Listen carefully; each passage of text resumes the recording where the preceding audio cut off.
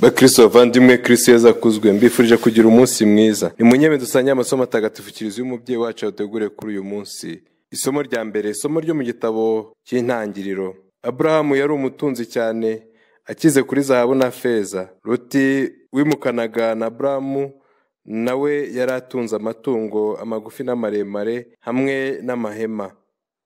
Igihugu nticyari kibahagije bombi, kandi kubera ubwinshi bw'amatungo yabo kubana ntibyashobokaga. Haje kuvuka intonganya mu bashumba ba Aburahamu n'aba Loti. Icyo gihe Abakanahani n'Abaperezi bari bagituye mu gihugu. Aburahamu abwira Loti ati, ntihakabe intonganya muri twe no ku bashumba banjye nawe, kuko turi abavandimwe. Mbese nturora iki gihugu cyose? Reka dutandukane. Nujya ibumoso nzajya iburyo, nujya iburyo nzajya ibumoso. Loti aterera amaso abona ikibaya cyose cya Yorodani nuko cyatembaga amazi impande zose. Ibyo byabaye igihe Uhoraho yari atararimbura Sodoma na Gomora. Muri icyo gihe icyo kibaya kugeza kuri Sowari cyari kimeze nk'ubusitani bw'Uhoraho, kimwe n'igihugu cya Misiri. Loti yihitiramo ikibaya cyose cya Yorodani, agenda rero agana iburasirazuba. Batandukana batyo. Aburahamu we atura mu gihugu cya Kanahani, naho Loti atura mu migi y'icyo kibaya. Amahema ye ayashinga hafi ya Sodoma. Abantu b'i Sodoma bari inkozi z'ibibi, bahoraga bacumura kuri Uhoraho. Loti amaze gutandukana na Aburahamu, Uhoraho abwira Aburahamu ati, ubura amaso uhereye aho uri, maze urebe mu majyaruguru no mu majyepfo, urebe mu burasirazuba no mu burengero bwaryo. Igihugu cyose uruzi ndakiguhaye burundu, we n'urubyaro rwawe.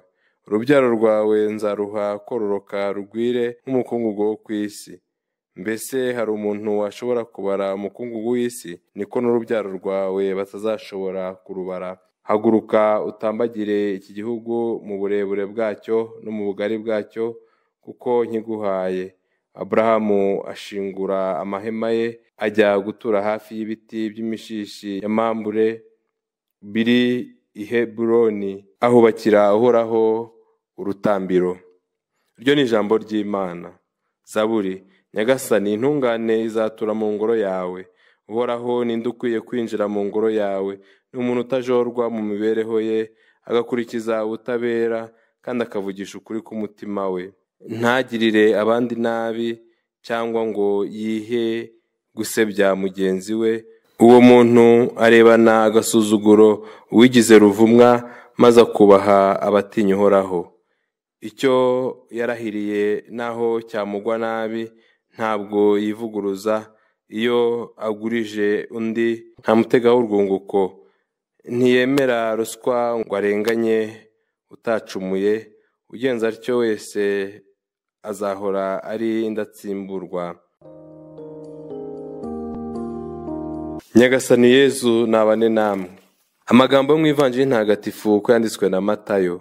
Muri icyo gihe abigishwa bari bateraniye iruhande rwa Yezu ku musozi, maze arababwira ati, ikintu gitagatifu ntimukakigabize imbwa. Amasaro yanyu ntimukayajugunye imbere y'ingurube, hato zitayaribata hanyuma zikabahindukirana zikabashiha. Ibyo mwifuza ko abandi babagirira byose, namwe mubibagirire. Ngaya amategeko n'abahanuzi. Nimwinjirire mu muryango ufunganye, kuko umuryango wagutse n'inzira y'igihogere ari byo bijyana mu cyorezo, kandi abahanyura ni benshi. Mbega ukuntu umuryango ugana mu bugingo ufunganye, n'inzira ijyayo ikaba impatanwa, maze bikabonwa na bake. Iyo ni Ivanjili ntagatifu. Bakristo bavandimwe, amasomo matagatifu kiriziya y'umubyeyi wacu yateguriye kuri uyu munsi aradusaba kwirinda intonganya n'umwiryane. Yezu Kristo mu Ivanjili aradusaba ko ibyo twifuza ko abandi batugirira byose, natwe twajya tubibagirira. Abantu b'iki gihe, kimwe n'abo ku bwa Aburahamu, basigaye batandukanywa n'ubutunzi, basigaye barwanira mu byo bataruhiye ababyeyi baba barabasigiye.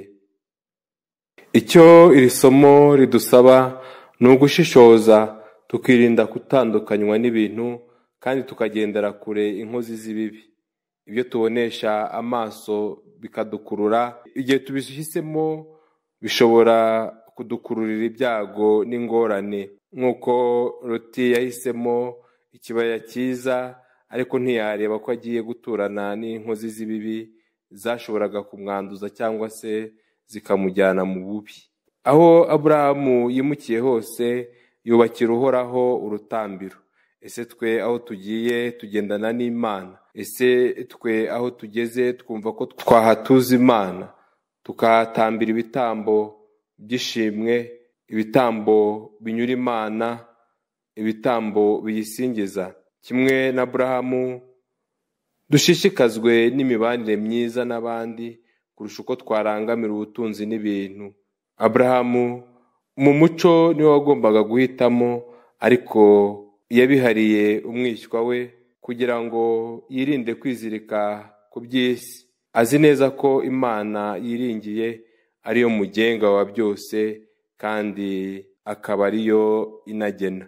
Yezu Kristo rero mu Ivanjiri aradusaba ko twarangwa no kugirira abandi uko twifuza ko batugirira.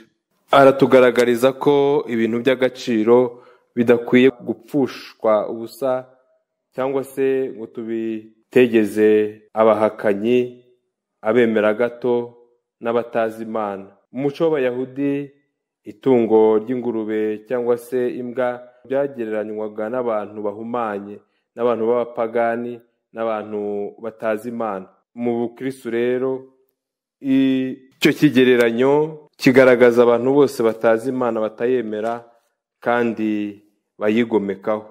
Ntidukwiye rero gutakaza ukwemera kwacu, ntidukwiye gutegeza abatemera ibyo dufata nk'ibintu bitagatifu. Tugomba rero guharanira gusigasira indangagaciro zacu nk'Abakristo, tukirinda guheranwa cyangwa se gukururwa n'ibintu byose, ahubwo tukagana inzira ifunganye, inzira impatanwa. Yumvikane ko ukwemera kwacu ugomba kudufasha kumva ko ubukristo bwacu kubamo bitoroshye, ariko ari byo bizatugeza ku bugingo bw'iteka.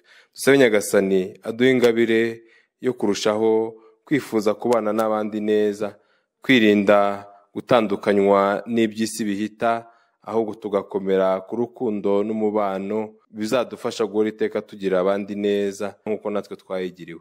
Nyagasani Yezu nabane namwe. Ushobora byose kandi akabana nyir'impuhwe, nabo umugisha abarinda bakomeza biteho, abaha amahoro, Imana Data na Mwana na Roho Mutagatifu. Amina.